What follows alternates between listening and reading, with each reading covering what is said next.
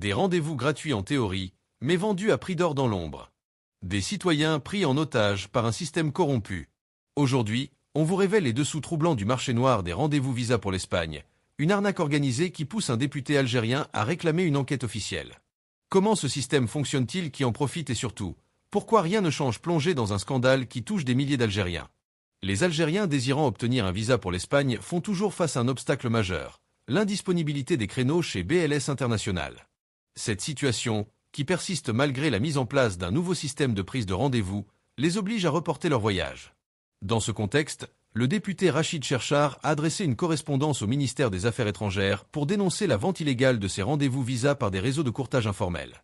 Obtenir un visa Schengen en Algérie est devenu un véritable parcours du combattant.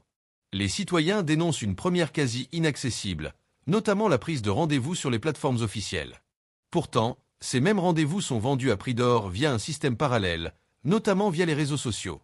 Chaque jour, des milliers de demandes de visa pour l'Espagne sont déposées par les Algériens pour divers motifs. Mais avant d'arriver aux autorités espagnoles, elles sont d'abord collectées par le prestataire officiel, en l'occurrence BLS International.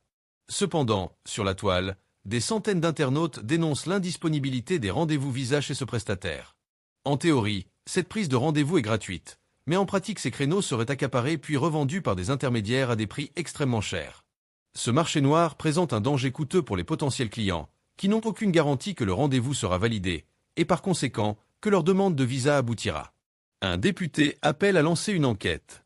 Le député Rachid Cherchar a saisi le ministère des Affaires étrangères via une correspondance officielle au sujet de la vente illicite de ces rendez-vous via des réseaux informels.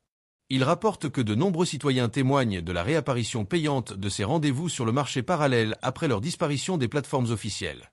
Constatant l'étendue de ce problème, le député a sollicité une enquête administrative pour en identifier les causes et déterminer les responsables derrière ces manipulations.